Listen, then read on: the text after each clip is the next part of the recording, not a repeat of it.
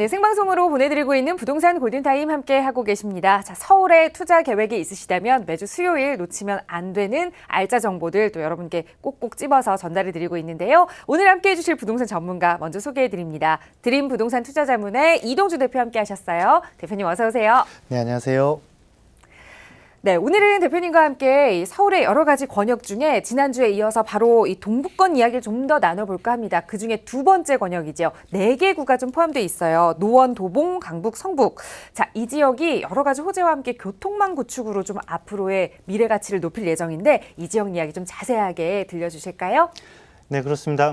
동부권이죠. 동부권에 8개 구가 있다 보니까 동부권의 1권역과 2권역으로 나눴는데 오늘은 지난주에 이어서 이 권역에 대해서 알아보도록 하겠습니다.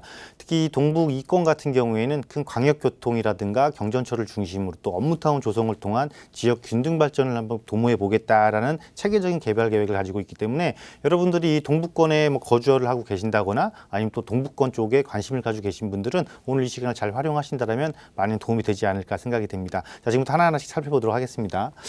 자, 동부권의 구성은 이렇습니다. 전체적인 구성은 4개의 구로 이루어져 있고요. 그중에서도 특히 여러분들이 관심을 많이 갖고 있는 노원구 같은 경우는 또 아파트로도 많이 이루어진 곳이기 때문에 여러분들이 관심을 많이 갖기도 하겠죠.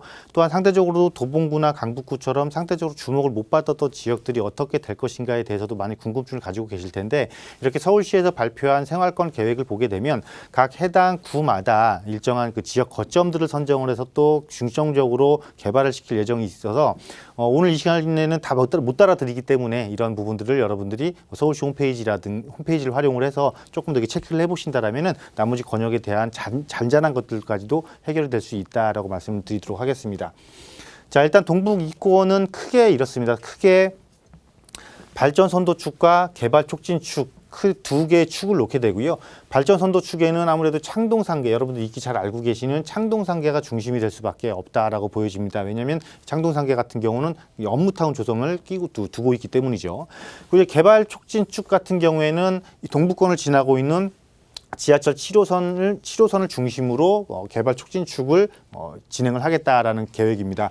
왜냐하면 아무래도 7호선 같은 경우는 강남 쪽으로 향하고 있기 때문에 주로 업무타운을 지나간 중심 업무지구로 향하게 되는 노선을 중심으로 그 지역에 대한 개발을 촉진해 보겠다라는 부분이고요.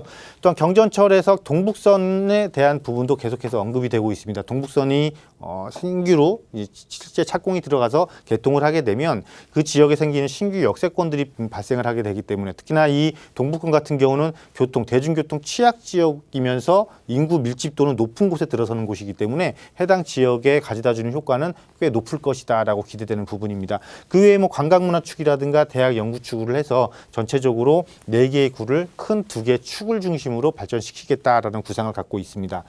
그래서 여러분들이 또 이 동부권의 또 광역 교통 체계를 보시게 되면은 GTX C노선이라든가 KTX 동북부 연장선에 대한 부분들 또한 동부간선도로 지금 확장은 진행을 하고 있고요. 동부간선도 또 지하화 사업도 향후 예정돼 있기 때문에 지하화 사업으로 인한 지역의 단절이 연결된다라는 부분 그런 혜택을 받을 수 있는 지역 또 도로가 확장됨으로 인해서 접근성 개선으로 인한 또 교통 체증의 완화로 인한 어떤 지역적인 효과까지도 여러분들이 체크를 해보신다면 좋지 않을까 보게 되고요. 특히 여러분이 관심을 가질 게 아무래도 KTX 동북부 연장이라든가 특히 KTX 동북부 연장에 대해서는 관심을 많이 가지실 텐데 이거는 상당히 장기적인 사업으로 진행이 되는 것이다라고 보시면 되겠습니다. 전체 사업비 자체가 많이 들어가는 부분이고 예산 반영이 충분히 돼야 되기 때문에 장기적인 관점에서 이런 부분들은 체크를 하시면 좋겠다라고 말씀을 드리도록 하겠습니다. 아무래도 먼저 이제 관심을 끌게 되는 거는 그 지역에서 업무타운 조성이 집중적으로 이루어지게 될 창동상계 지역인데 이곳은 창동역에서부터 노원역까지 이르는 부분이 해당이 되겠죠. 그러면 이런 부분들을 여러분들이 검토를 하실 때 이렇게 생각하시면 됩니다. 자, 창동 역세권 개발을 하겠습니다. 차량 기지를 이전하고 개발을 하겠습니다. 그렇다면 그 차량 기지가 어디에 있는지를 여러분들이 보시는 게 중요하거든요. 근데 이 차량 기지는 사실은 창동역에 있는 게 아니고 노원역 쪽에 있습니다. 노원역 쪽에 있기 때문에 과연 이 차량 기지가 이전을 하게 되면서 어느 곳이 더 효과를 보게 될지는 철저히 검토를 해보셔야 되는 거고요. 또 한 가지 이제 이 4호선 차량 차량기지가 이전을 해가는 것인데 이거에 지금 한 2년 정도 지금 사업이 지연됐습니다. 사업이 지연되기 때문에 결국은 이 차량기 이전 자체가 늦어지면 이 차량기지 개발 사업 또한 불가피하게 지연될 수밖에 없겠다. 즉 현재 예측했던 것보다 조금 더 오랜 시간을 가지고 내가 접근해야 되겠다라는 것들까지도 유념을 하셨으면 좋겠습니다. 그리고 또 하나 이 지역에서 관심을 가져볼 만한 이제 역세권 개발 사업 중에서는 광운대 역세권 개발 사업이 있는데 이 광운대 역세권 개발 사업 같은 경우는 또 민자 역사 개발 사업입니다. 공공이 주도를 하기보다는 민자 역사, 그러니까 민자 역사니까 민간에서 주도를 하는 사업이다라는 것을 여러분 체크를 해보셔야 됩니다. 때문에 이 사업이 실제로 진행될 것인지 안 될 것인지에 대한 부분들은 전체적인 지역 경제 상황이라든가 부동산 시장 상황에 따라서 달라지는 것이니까 이러한 부분을 조금 여유를 가지고, 즉 단기적인 상품이 아니라 여유를 가지고 진입해야 되는 지역의 호재다라고 생각을 해보시면 되겠습니다.